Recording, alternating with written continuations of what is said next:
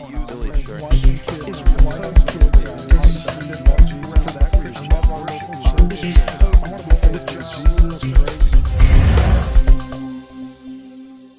This is Nap Nazareth with the Christian Post. I'm here with Gary Haugen of International Justice Mission, President of International Justice Mission. You've published a new book this year, The Locust Effect. There it is. Congratulations, I want to say first of all, because it has been getting some really good reviews from the community of people who work with developing countries, and I think it's having an impact. Yeah, we're very pleased. It's been really 10 years in the making, and the whole idea is to really change the conversation about poverty so we start to actually focus on the problem of violence against the poor and the way that is undercutting the efforts that we are trying to make together to try to improve the opportunity for the poor to move forward. And I think the book is beginning to make that difficult case, and the world is starting to wake up to this epidemic of violence against the poor that's been unleashed by the breakdown of fundamental justice systems in the developing world. So we hope to change that conversation to give the poor the opportunity they deserve to build a future for themselves and their children. Yeah, and when you say in the book that one of the main causes of poverty is violence against the poor and the lack of adequate criminal justice systems, it seems like such an intuitive thing, but it's something that's been missed, right? Why is that? Well, there's a couple reasons for it. It is very commonsensical, right? Because if you're not safe in your person and your property, how can you possibly move forward if bullies can come just assault you and steal from you? So it is very intuitive, and the data is now bearing it out. But it's hard for us to see because, number one, violence is hidden. We go into the developing world and we can see the shacks and the dirty water, and we can see the hunger and the shabby clothes, but you will rarely ever see the violence that is beneath the surface because the perpetrators hide it, and many times the victims are also scared or ashamed, and so they don't always show you the violence taking place. So the violence itself stays beneath the surface. And then many of us just have not paid much attention to the public justice systems in the developing world.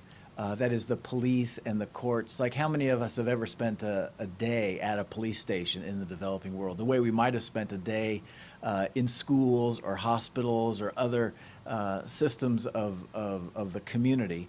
But to actually spend a day in court in the developing world or at a police station to get a sense of how broken those systems are, that's a very rare thing for us.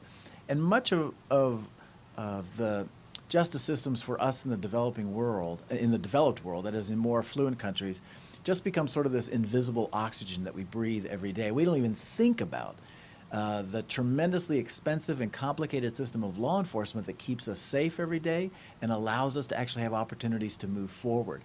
So the violence is hidden and the justice systems don't get our attention, but boy, is this the thing that right now is chronically undermining the opportunity for the poor to move forward.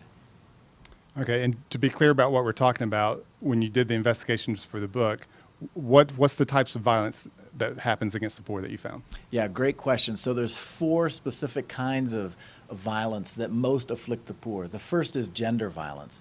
That's just sexual violence and domestic abuse against women and girls.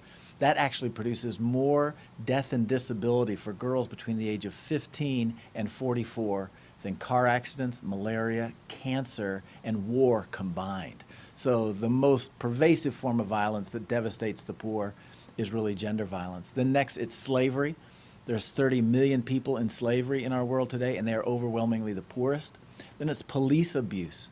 The World Bank has done a study that demonstrates that most police in the developing world actually make poor people poorer and less secure. And then finally, land theft. The world knows that the one piece of capital that a poor person has to sort of move forward is their little patch of land that has a shelter and maybe a garden for them to move forward and to take care of their family. But if bullies come and steal that land away, we can give them tools and better seeds and try to help them with housing, but if they've lost their land, all of that's for naught. So those are the 4 categories of violence that the book focuses on and really takes the reader past all the obvious things we see about poverty and to this subterranean world of violence that's pulling out the rug from underneath the poor. And why are criminal justice systems failing to protect poor people? Well, that's been a really interesting story because as I mentioned, the data actually shows that justice systems now in the developing world make poor people poorer. It's like discovering that the hospitals in the developing world are making people sicker, or that schools make people less literate, right? These are institutions that are upside down. And so the question is, why are they so broken?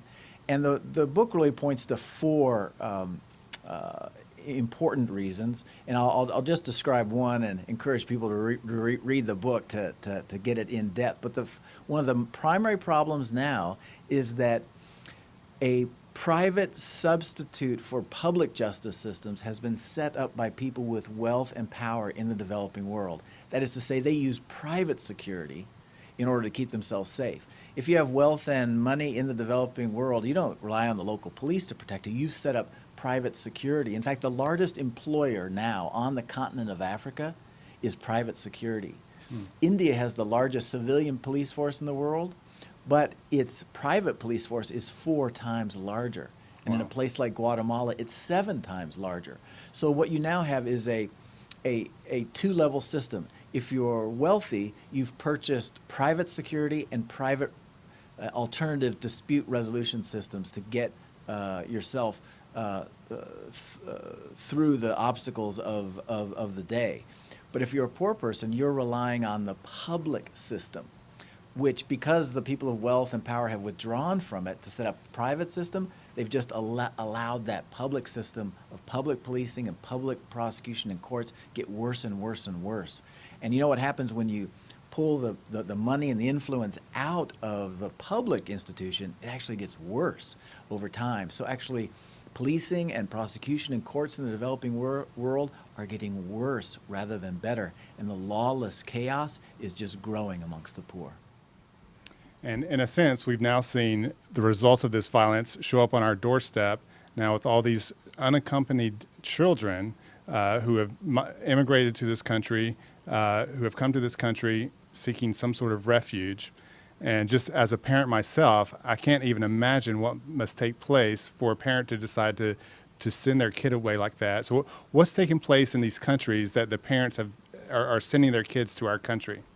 This is a moment for Americans to wake up to what is taking place in the developing world, and especially south of us and our border in Central America and South America. And that is to say, the brokenness of criminal justice systems that unleash all of this violence. So now children are just not safe, and parents are desperate. So in Bolivia, for instance, the criminal justice system is so broken that if you sexually assault a child, you're at greater risk of slipping in the shower and dying than you are of ever being sent to jail for that crime. So that means, even though it's against the law technically to sexually assault a child, it's not really against the law. And we see epidemic levels of violence against children in Guatemala and in Honduras being the murder capital of the world now, because there aren't functioning criminal justice systems that actually protect the common poor person. And in Mexico, we've seen the collapse of the criminal justice system in the face of very severe narco-trafficking activities and the need to actually then militarize that conflict. And that's all washing up on our shores as well. So even though this epidemic has been underneath the surface, it's now bubbling up even onto our own shores. And so we've got to take seriously an effort to strengthen and build the capacity of local criminal justice systems in the developing world, or else these problems are going to get worse, and they're going to affect not only the common poor, but it's going to have a global geopolitical impact as well. So are these kids better off here being adopted by homes in the United States or being sent back to their parents? Well, there's going to have to be short-term and long-term solutions to this. People who are familiar with the situation of those kids on the border are sort of best to figure out what the short-term solution is. But in the long term, we've got to somehow stop these push forces that are sending these kids in such desperation to our borders. And one of the key factors is whether or not we help these countries actually establish justice systems that actually protect the common poor person from rape and sexual assault and slavery and police abuse and drug violence, gang violence that makes it just completely unsafe for children to be in their own country. Okay, and so for all the aid agencies and government agencies that work in as far as helping the situation in the developing world, do you see any change taking place, or are they starting to wake up to this problem of the need for better criminal justice? I think some people in the development community are starting to wake up to this, but the conversation change is just beginning. A lot of people have a hard time talking about it because, number one, a lot of people don't have solutions for it. People are in a state of despair, and it's hard to talk about things you don't actually know how to fix. But as we point out in the book, there are actually some wonderful innovations and demonstration projects taking place in the world that show two things are possible. Number one, to actually take a broken criminal justice system in the developing world that fails to protect the poor and turn it around to one that does. We have some great stories to show how this is possible. And the second thing the book shows is that if criminal justice systems do begin to work effectively, they dramatically reduce the amount of violence against the poor. So it's not a hopeless situation. And in fact, the book also traces the history of, well, how did this happen in our own country? Because 125 years ago, there was rampant forms of violence against common people and criminal justice systems that were just as brutal and corrupt as we now see in the developing world.